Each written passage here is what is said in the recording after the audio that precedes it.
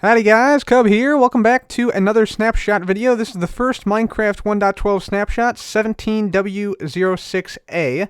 And in this week's snapshot, guys, we got a lot of great features. We got a whole bunch of new blocks, which we're going to get to right now. So these new blocks, these are called Terracotta Blocks. They come in a bunch of different shapes and sizes, as you can see here. So here's light blue, yellow, this is orange, and this is lime green. And the way you get these glazed terracotta blocks is you have to smelt them up in a furnace. So you smelt up regular colored hardened clay, and that gets you your terracotta blocks, as you can see here. Now, I'll show you all the different colors of these terracotta blocks. There's 16 in total, as there are 16 colors in Minecraft. And there's different patterns you can make with these. So for instance, let me just show you here. If you place these blocks in different orientations, so here I placed it just straight on. If I placed it from the right, see, it has a different orientation than the other one, so it depends. The block placement depends on which way you orient it, and these sort of also fit together, as I can show you right here, to make different patterns. So there's, for instance, the orange terracotta pattern. So it depends on which direction you place them, which way they're rotated. And so I'll just show you here. The ones on the right are the unrotated ones, and the ones on the left are the rotated ones to make sort of a pattern. So this is the white terracotta, white glazed terracotta right here. Then we got orange right here. Here's a nice pattern. This almost reminds me of like a good Redlands pattern, for those of you guys who watch Hermitcraft. And here we have magenta. We got the arrows. Very nice, whole bunch of different arrow patterns you can make with this, which is nice. This is, I believe, light blue. Yes, light blue glazed terracotta. Next we got some yellow, also a very nice one. There we go. And we have lime green, which is kind of a wavy pattern, and you can make, circles and lines going through stuff with that. Here we have pink glazed terracotta. Very nice texture there. Then we have, I believe, gray. Yes, gray terracotta right there. Then we have light gray, which can be used to make sort of circles, almost like a portal type of a block, if you guys are a fan of the Portal game. Here we have some cyan glazed terracotta. Very nice. Purple. Then we got some blue. And I really like this one. It looks like almost like a turbine of some type right there. Then we got some brown, also a good pattern. We got green. Red. And finally, the black. So those are all the different types of glazed terracotta now in the game. The next set of new blocks we have are concrete powder and concrete, which you can see some of the color variants of here. So the bottom is the concrete powder, and the top is the actual concrete. Now these again come in 16 different varieties, as you can see right here. And the way you craft up the concrete powder is you put 4 sand into the crafting table, 4 gravel into the crafting table, and this is shapeless. And you also put a dye in there, and that gets you your concrete powder. Now, to make the concrete powder into concrete, you simply come over to water and place the block into water, and you see now it has solidified into concrete. So that is how that works. Also, it's worth noting that the concrete powder is indeed affected by gravity.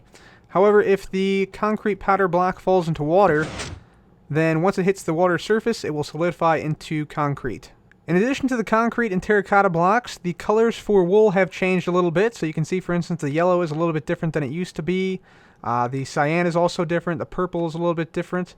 Also, it looks like the texture has changed a little bit. And the banner colors are also slightly different, as are the colors of sheep when you dye them. They're very slightly different than they were before. Painting placement has been dramatically improved this week, and it's now easier to get the exact painting you want because of this change. So basically what the change is that paintings will now expand to take up the maximum amount of space that they can. So for instance, if I were to place a painting in the lower left corner here, because paintings expand up to the right for the most part, if I were to place a painting right here, I would always get a 2x2 painting. Whereas before, I could have gotten a 1x1, a 1x2, or a 2x1, but now you'll always get a 2x2 if there's a 2x2 space available. So it just cycles between the 2x2 paintings, so it's a little bit easier to get the exact painting that you want. And if I were to come over here, let's say, you see we have a 4x4, so if I place a painting on this block here, you'll see that we always get a 4x4 variety of painting. Now if I were to go up here, let's say, paintings expand upwards to the right? So basically, the only paintings we can get here are the 1x2, because, yeah, it can't really go up, and it can only go to the right one block. So we only get the 1x2 here. If I were to go here, I should get the 3x4. So there's the 3x4 cake painting, and also the skeleton painting. So yeah, that's greatly improved. And if I were to let's say I want the fighting painting, if I have a area like this is the 2x4. This will give me the fighting painting every single time, because it's the only 2x4 painting currently in the game. So painting placement greatly improved. Good small change. Another small change this week is that magma blocks, which are lit on fire, will now, similar to netherrack, burn indefinitely. There's also a great change to creative mode this week in that you're now able to store toolbars. So if I open up the creative menu, you'll see there's a new Save Toolbars icon. And if I click on this, you can see I've already saved a few toolbars. So like I have a redstone toolbar here, secondary redstone toolbar here, gray blocks toolbar, and then a jungle blocks toolbar right there. And you save toolbars with control plus a number, and you can have up to 9 of them. So let me just show you right here. We'll just make a quick one right here. Let's say we wanted a flower toolbar, let's say. So let's just grab a bunch of these flowers right here, and we'll make a totally new flower toolbar for decoration and things.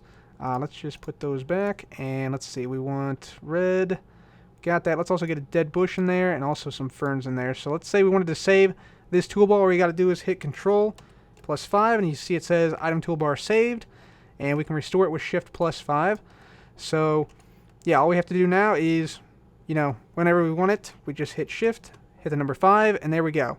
And if I wanted the redstone toolbar, I just hit Shift 1. If I wanted the gray block, Shift 2.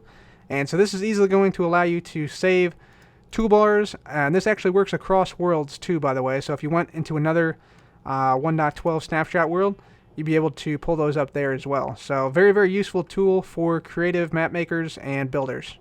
Another small change is that you can now sleep in a bed when non-aggravated zombie pigmen are nearby.